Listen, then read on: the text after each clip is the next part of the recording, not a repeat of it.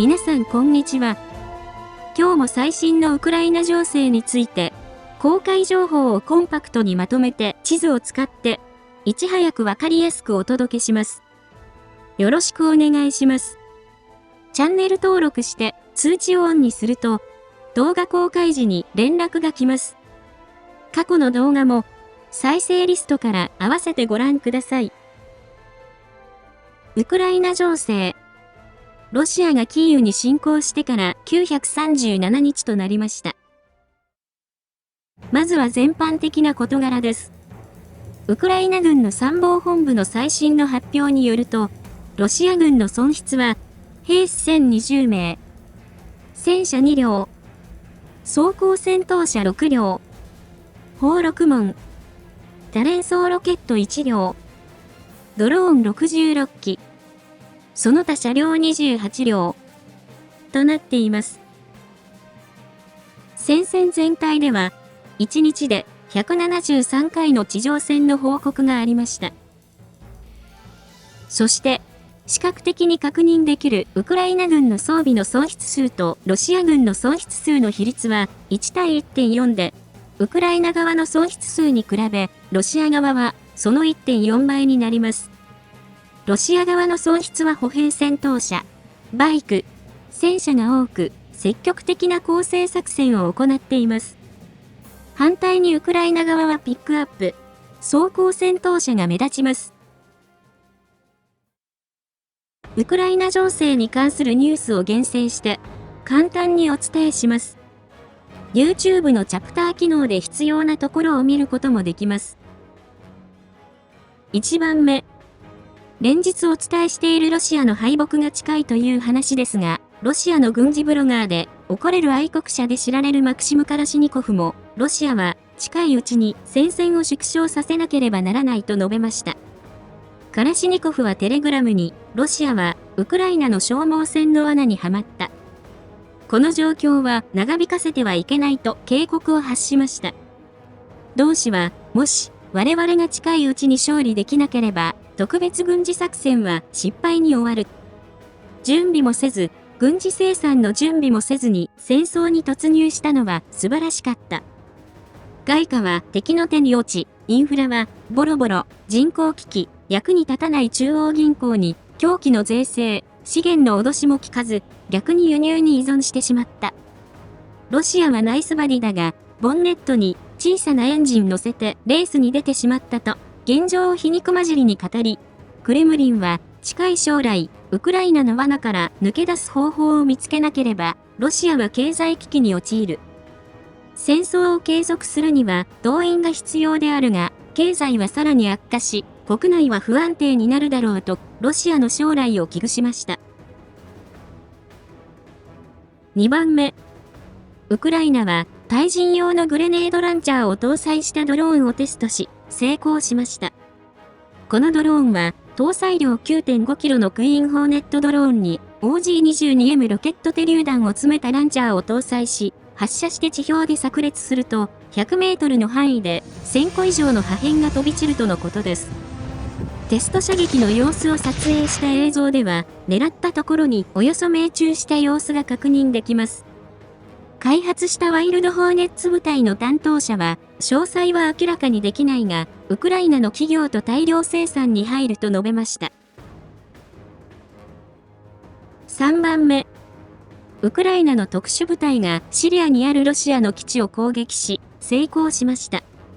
ウクライナ国防省主要情報総局の特殊部隊は、9月15日にアレッポ南東郊外にあるロシア軍の無人機製造の拠点となった基地を攻撃し、映像では爆発物が爆発したことが確認でき、GUR のシンボルも確認できます。コメントでは、この場所に IED の爆発物が保管されていた。GUR は世界のどこでも敵を破壊すると述べました。それでは各地域の戦況です。戦況の変化のあるところを中心にお伝えします。その変化は大画面でフルスクリーン表示にしていただくと日付とともに追いかけることができます。説明にあたりルジアンやルシアン軍などいくつかの表現は YouTube 用に最適化してお送りしています。北東部クルスク方面、ハルキウ方面。8月6日にウクライナ軍がクルスクに侵攻してから41日となりました。クルスク方面。作戦に影響を与えるクルスクの天気は晴れ。最低気温14度、最高気温27度。今日の天気予報も晴れとなっています。グルジボ方面。国境から侵入したウクライナ軍は空爆と地上部隊でルジアンを撃破して前進しています。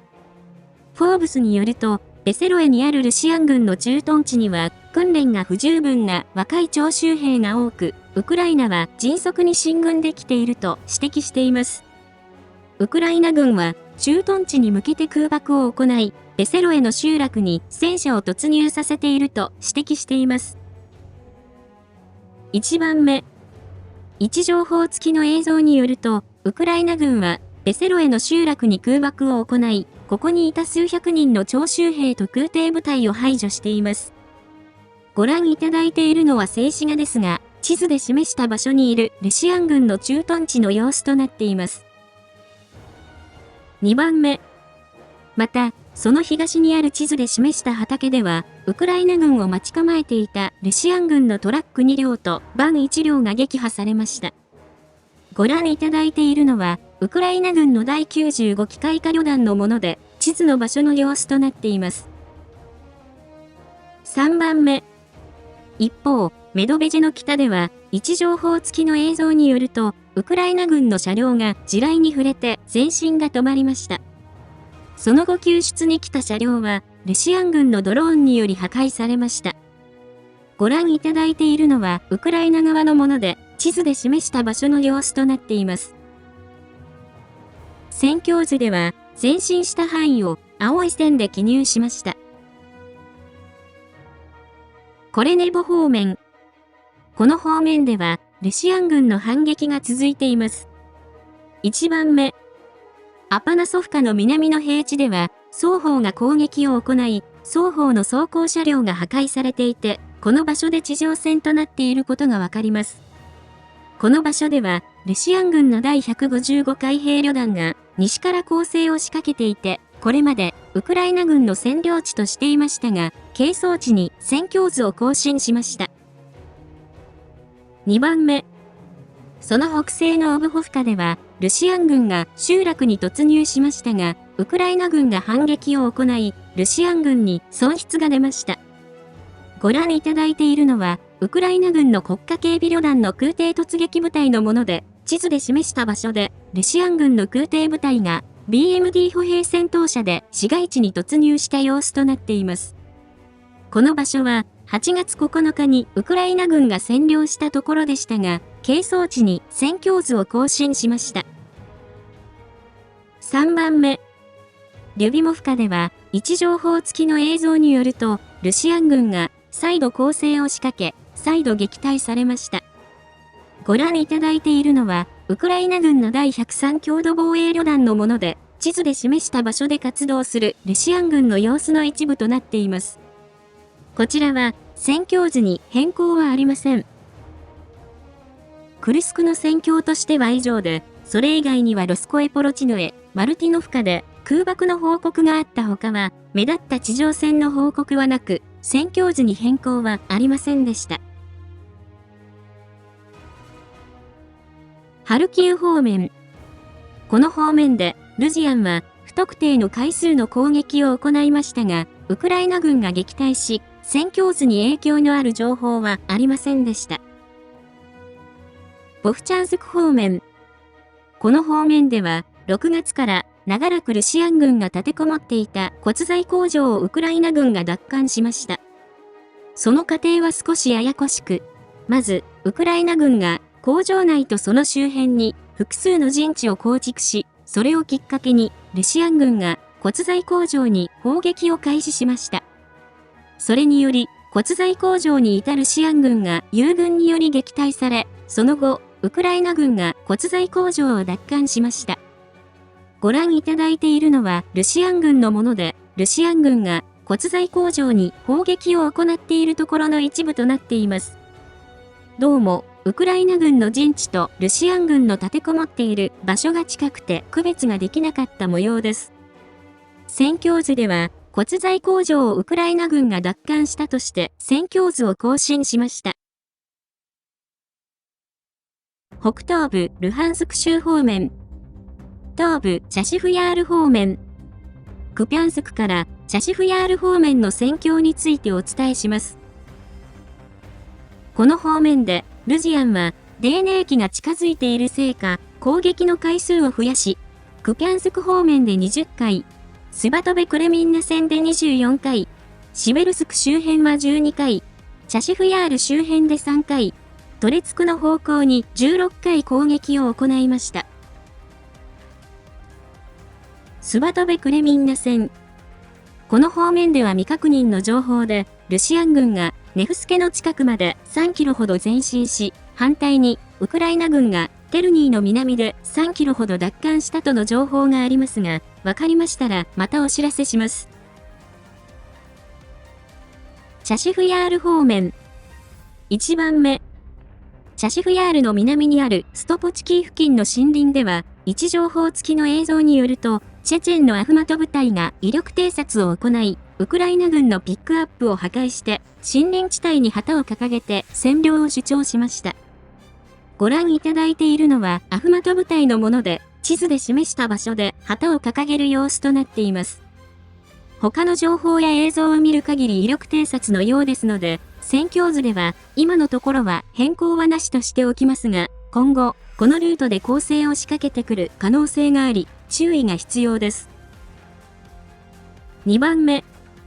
アンドリフカでは、位置情報付きの映像によると、ルシアン軍が攻撃を仕掛けましたが、ウクライナ軍により撃退されました。ご覧いただいているのは、ウクライナ軍の第93機械化旅団のもので、地図の場所にある BMP-2 歩兵戦闘車の様子となっています。こちらは係争地内の出来事ですので、戦況図に変更はありません。なお、トレツク方面では、ルシアン軍が攻勢を続けましたが、ウクライナ軍が撃退し、戦況図に影響のある情報はありませんでした。南東部ドネツク州、ポクロフスク、クラホフブレミフカ方面の戦況についてお伝えします。この方面でルジアンは、ポクロフスク方面で36回、クラホフ方面では42回、ブレミフカ方面で10回攻撃を行いました。ポクロフスク方面。この方面で、ルシアン軍は、要衝ポクロフスクへ総攻撃した時に、ウクライナ軍の反撃を受けないよう、後方となるセリドベ、ウクラインスクの占領を目指して攻撃を行っています。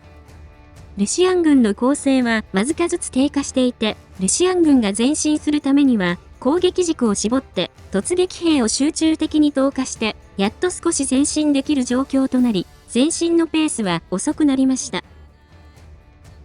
1番目。ミハイリフカでは激戦となっています。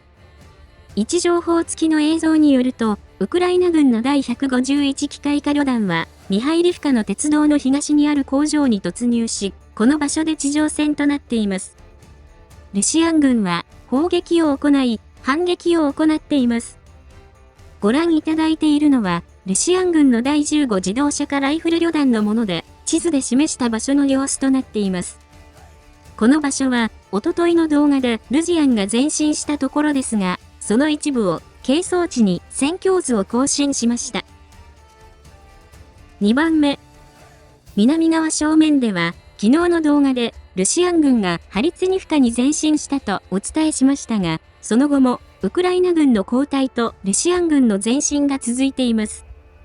位置情報付きの映像によると、ウクライナ軍はゼランネペルシェに砲撃を行っていて、ルシアン軍がこの場所まで前進したことがわかります。ご覧いただいているのはウクライナ側のもので、地図で示した場所の様子となっています。その範囲を、係争地と一部ウクライナ軍の支配地からルジアンが占領したとして戦況図を更新しました。面積は約5平方キロほどになります。ウクライナ軍は東側の突出部の撤退状況も見ながら、川の南側のゼランネドリュヘでしばらく防衛を行うものと考えられます。クラホフ・ブレミフカ方面。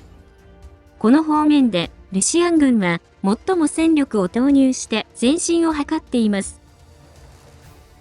1番目。このうち、ボジャネの北西にある炭鉱では、ルシアン軍が鉱山に入るためのエレベーター塔を破壊して映像を公開しました。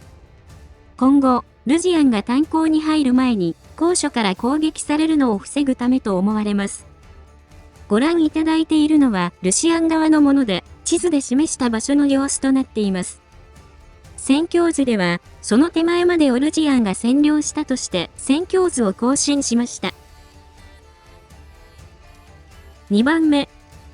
ゾロタニバの南では、位置情報付きの映像によると、ルシアン軍がサーモバリック爆弾を投射していて、この場所がウクライナ軍の最前線となっていることがわかります。ご覧いただいているのは、地図で示した場所の様子となっています。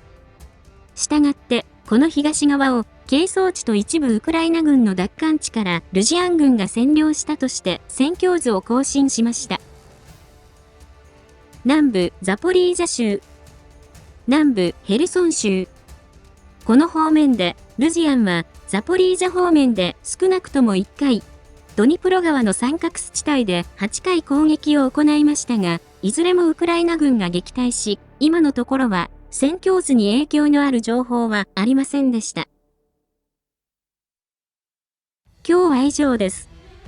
戦況の分析やニュースの感想、最新情報など、ぜひコメント欄にお寄せください。